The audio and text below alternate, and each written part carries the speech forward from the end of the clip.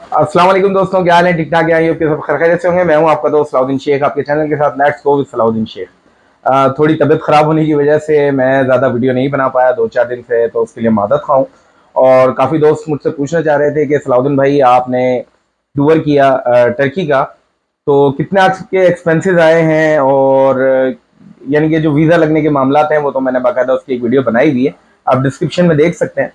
लेकिन जो budget travellers हैं या वो लोग हैं जिन्हें शौक शौक है या शौकीन है कि वो चाहते हैं बाय रोड ट्रैवल करना या देखना चाहते हैं हसीन वादियों को, या उनका शौक होता है कि जी एडवेंचरस हैं कि जी हमने ना बाय रोड ट्रैवल करना है पाकिस्तान से और ऑनवर्ड टर्की तक का।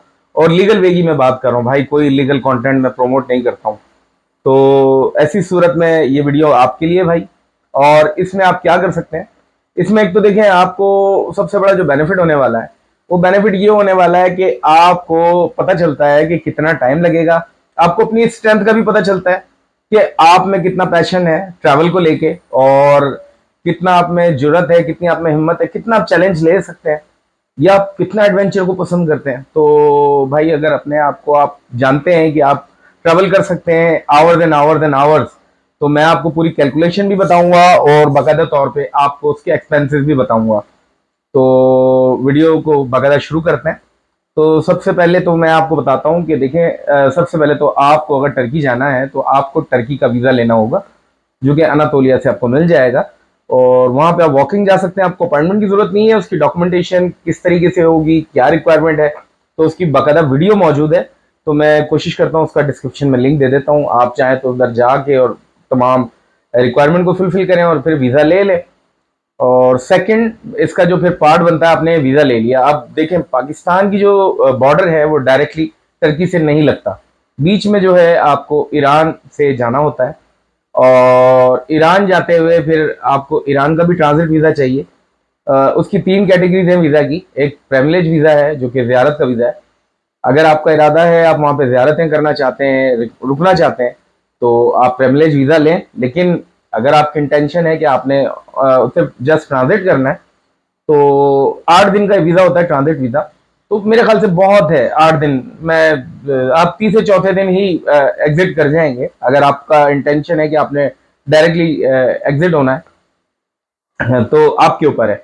वैसे मैं सजेस्ट करूंगा कि आप जा रहे हैं टर्की, तो आप है ना ज़ियारत का वीज़ा ना लें, ये बेटर रहेगा। क्योंकि कभी कभार इस तरह के मामला भी होते हैं कि जब आप पाकिस्तान से बॉर्डर क्रॉस कर रहे होते हैं ईरान के लिए, तो यहाँ से भी आपको कुछ रुकावटें फेस करने को मिल जाती हैं कि जी जो आपके ग्रुप्स आएंगे जो कि ज़ियारत के लिए आ रहे हैं, तो उन्हीं के साथ हम आपको जाने देंगे, इंडिविजुअली आपको बॉर्डर क्रॉसिंग की इजाज़त नहीं देंगे, या 10 तरह के मामला आप पे किए जा सकते हैं। देखें, हर तरह के मामला अपने साथ हैं, हर चीज़ में खुल के वीडियो पे नहीं बता सकता हूँ। तो कुछ मामला हैं जिस वजह से मैं आपको सजेस्ट कर रहा हूँ कि अगर आपका इरादा है कि आपने टर्की ही जाना है, तो आप सिर्फ और सिर्फ ट्रांजिट वीज़ा लें, वही बेटर है।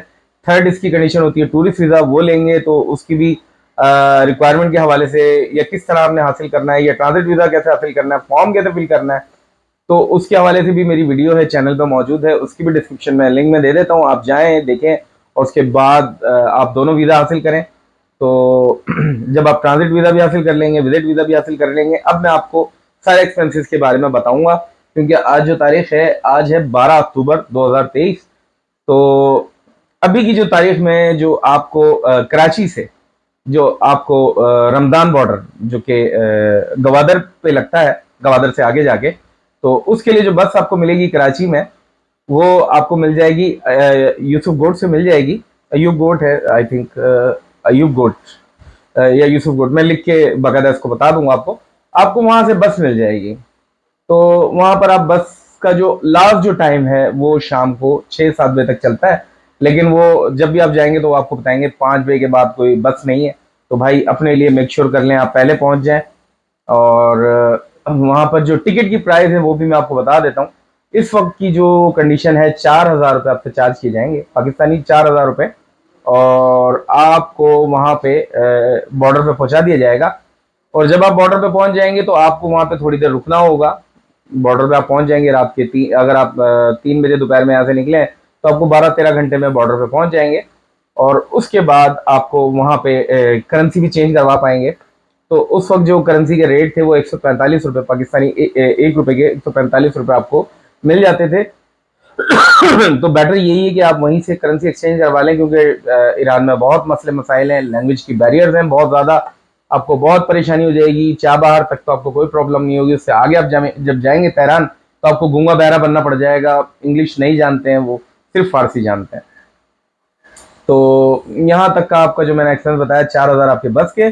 और उसके बाद जो आप बॉर्डर जो आपका 9 बजे खुलेगा, तो वहाँ पर बाकायदा तौर पे आपकी इमिग्रेशन होती है।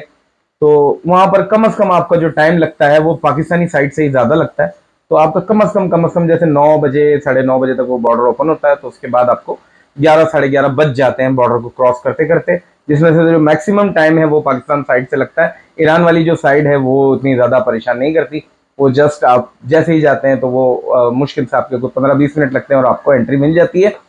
तो बाकायदा वेलकम भी बहुत अच्छा करते हैं, तो माशाल्लाह बड़ी इज्जत देते हैं भाई पाकिस्तानियों को। तो बहुत बहुत शुक्रिया, हमें लगा कि हाँ भी कहीं हमें इज्जत भी दी जाती है। तो माशाल्लाह जब हम ईरान में एंटर होते हैं तो एंटर होने के बाद फिर आपको टैक्सी करनी होती है। टैक्सी के जो एक्सपेंसेस हैं वो पाकिस्तानी कोई यानी कि शेयरिंग पे जा रहे होते हैं, तो पाकिस्तानी 6,000 रुपये में एक टैक्सी होती है। तो अगर आप 4 लोग हैं यानी कि अकेले जा रहे हैं, सोलो जा रहे हैं और आपके साथ कोई लोग हैं तो अच्छी बात है, नहीं है तो वहीं पे जो पाकिस्तान से आए हुए लोग होते हैं उन्हें सिटी में मेन में जाने के लिए जो टैक्सी करनी होती है तो 1,500 रुपये फीस है, चार्ज होता है। तो शेयरिंग के तौर पे होता है, जैसे आप करना चाहें। तो वो आपसे इस तरह के पैसे मांगते हैं कि जी 2 मिलियन दे दें, 3 मिलियन दे दें, जो भी है। मैं अभी उस करेंसी के अंदर मैं नहीं जाऊंगा, बड़ा कंफ्यूजिंग है, मैं नहीं समझ पाया। तो ना ही मैं उसमें ज़्यादा डिटेल में रहा हूँ, क्योंकि मैं मेरी कोशिश थी स्किप कर जाऊँ जल्द से जल्द, लेकिन मैंने फिर भी थोड़े मकामात विजिट किए, लेकिन वहाँ पे मैंने कोई वीडियोग्राफी इतनी ज़्यादा नहीं की, क्योंकि कुछ मामलात हैं वहाँ पे, रिकॉर्डिंग पे कुछ प्रोहिबिशन वगैरह भी हैं, तो मुझे ध्यान करना था कि खुदा न खास्ता मैं किसी मामलात में ना आ जाऊँ। तो बड़ी एहतियात कीजिएगा वहाँ पे रिकॉर्डिंग के हवाले से, हर मकाम की रिकॉर्डिंग आप नहीं कर सकते हैं ईरान में, अगर करेंगे तो कोई कानूनी मामलात में भी आप आ सकते हैं, तो ज़रा ध्यान अपने करने की ज़रूरत है। तो जब आप ईरान एंटर हो जाते हैं तो वहाँ से जब टैक्सी करते हैं आपको पाकिस्तानी 1,500 रुपये में आप शहर में एंटर होते हैं, तो सबसे पहले आपका काम होता है सिम परचेज करना, क्योंकि आप चाहते हैं कि जी मैं 2 दिन 3 दिन 4 दिन या हफ्ता कितने भी टाइम हूँ अपने घर वालों से रब्ता करूँ, इंटरनेट हमें मिल जाए।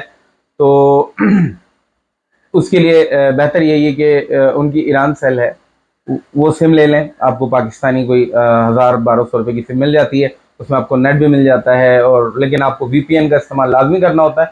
तो वीपीएन के हवाले से बहुत वीडियोज़ हैं यूट्यूब पे, उनमें सर्च कीजिएगा तो बाकायदा आप उस ऐप को डाउनलोड करें और उससे लॉगिन करेंगे तो ही आपका व्हाट्सएप, यूट्यूब, फेसबुक काम करेगा, वरना बहुत मसले मसाइल हैं, आपको बहुत परेशानी हो जाएगी। बेहतर तो यही होगा कि आप अपने साथ यानी कि जब आप ईरान का वीज़ा लेंगे तो आप होटल बुकिंग भी करवा लेंगे, तो ये होटल बुकिंग आपके बड़े काम आएगी भाई, बहुत काम की चीज़ है। क्योंकि मैंने चाबहार में कोई स्टे नहीं किया था और मेरा इरादा था कि मैं बाय रोड जाऊँगा। तो बाय रोड का जब मैंने सफ़र कैलकुलेट किया तो वो तकरीबन 36 आवर्स का आ रहा था चाबहार से लेके, और आपका अल्लाह भला करे तेहरान तक का। तो उसके एक्सपेंसेस आ रहे थे पाकिस्तानी 5,000 रुपीज़, और उसमें 36 आवर्स लगने थे, यानी कि पूरा का पूरा 1.5 दिन। तो मैंने सोचा यार ज़रा बाई एयर को भी चेक कर लेते हैं। तो मैंने जब फ़ोन किया तो बहुत ज़्यादा चीपर भी वे आया और टाइम भी बचने की बात थी। तो जस्ट मुझे पाकिस्तानी 9,000 रुपये की टिकट, जो कि चाबहार से लेके तेहरान तक की हमें फ़्लाइट मिली है, आप सोचें 3 घंटे की फ़्लाइट थी, पाकिस्तानी 9,000 रुपये में मुझे टिकट वो पड़ी है। तो मैंने वो टिकट बाय की, मैंने कहा टाइम बचाओ भाई, 4,000 रुपये इजाफी दे देते हैं, पहुंच जाते हैं। तो रात को ही तेहरान पहुंचे हैं और मेरी होटल बुकिंग थी, मैं वहाँ पे पहुंचा हूँ। मैंने उसको रिव्यू करवा के होटल बुकिंग को अर्लियर करवाया, और वहाँ पे पहुंचने के बाद मैंने बाकायदा तौर पे पहुंचा हूँ होटल पे और वहाँ पे स्टे किया है। स्टे करने के बाद थोड़ी सी भाई थकन उतारी है, थोड़ा वहाँ पे खाया पिया है, थोड़ा सुकून मिला है। फिर तेहरान से इनका एक आपको मैं स्क्वायर बता देता हूँ, जहाँ से आपको बाकायदा तौर पे इस्तांबुल की डायरेक्ट बस मिलती है, उसको कहते हैं आज़ादी स्क्वायर। आप आज़ादी स्क्वायर जाएंगे, वहाँ पर आपको बस टर्मिनल इनका मिल जाएगा, और आपको थोड़ा सा ढूंढना पड़ेगा। बहुत बड़ा यानी कि एक पॉइंट है जहाँ से इंटरनेशनल बसेस जा रही होती हैं, कोई अजरबैजान की बसेस भी आपको वहीं मिलती हैं। तो वो सुबह 7 बजे ओपन होता है, आप वहाँ पे पहुँच जाएँ, सुबह ही सुबह पहुँच जाएँ, और जब पहुंचेंगे तो वहाँ पे आराम से आप नाश्ता वगैरह भी करें। खाने बस इतनी ज़्यादा मिर्चें नहीं खाते हैं ये, लेकिन आपको अपने हिसाब से मिल जाएंगे। तो आप वहाँ से जब बस की टिकट परचेज करते हैं तो वहाँ से मैंने मिलियंस में चेक किया था, तो 20,50,000 ईरानी रियाल के जो टिकट है आपको मिल जाएगी तेहरान से इस्तांबुल तक के लिए। लेकिन अगर मैंने आपको बताया कि अगर आप सफ़र करने के इंटरेस्टेड हैं तो ही लीजिएगा। मैं तो भाई आशिक हूँ, मुझे तो शौक है, मैं सफ़र करता रहता हूँ, अंदरूनी पाकिस्तान भी बहुत सफ़र करता रहता हूँ। तो मैंने कहा यार मैं बस के ज़रिए सफ़र करूँगा और मैं देखूँगा खूबसूरत वादियों को और थोड़ा एडवेंचर को रिकॉर्ड करता हुआ जाऊँगा कि मैं किस तरीके से जा रहा हूँ, क्या क्या मामलात हैं, किस तरीके से। तो मुझे 40 आवर्स लगे हैं बस में आपके तेहरान से और इस्तांबुल तक का सफ़र मुझे 40 आवर्स में पड़ा है, जिसमें इमिग्रेशन अलग है। इमिग्रेशन जो टर्की की और ईरान की जब एग्जिट में होती है तो इतनी ज़्यादा मुश्किल नहीं होती। और एक बात का ज़रा आप ख्याल कीजिएगा कि आप अपनी ट्रैवल हिस्ट्री भी बना रहे होते हैं, आपकी कोशिश होती है कि आपने दुनिया के फर्स्ट वर्ल्ड कंट्रीज़ का भी विजिट करना है, लाइक यूएसए या यूके, कनाडा। तो आप कोशिश कीजिएगा कि अपना जो पासपोर्ट है उस पर स्टैंप मत करवाइएगा, ये ना एंट्री की ना एग्जिट की, कहाँ से आपकी ईरान की जो इमिग्रेशन है उससे मत करवाइएगा। उन्हें रिक्वेस्ट कर दीजिएगा कि जी इस पे जो मोहर है आप वीज़ा पे लगा दें, तो वो जो आपका ई वीज़ा होता है उसी पे स्टैम्प कर देते हैं, तो आपका जो भी हिस्ट्री होती है वो उसी पे रहती है, तो आपके लिए आसानी रहती है। तो मैंने बड़ा ख्याल किया, मैंने नहीं लगने दी, ना पासपोर्ट पे एंट्री की स्टैम्प लगवाई है ना एग्जिट की, तो बड़ी आसानी रही है। आपने भी बड़ा इस बात का ख्याल रखना है।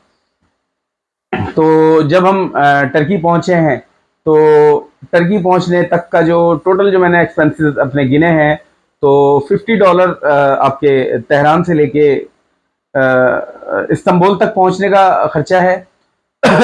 और इसके अलावा जो मैंने आपको तेहरान तक पहुंचने का, जो 4 बार से तेहरान तक का जो पहुंचने का खर्चा है वो पाकिस्तानी 9,000 रुपये, अगर मैं डॉलर में कन्वर्ट करता हूँ तो $40 समझ लें। 40 और 50 $90 आपके बनते हैं।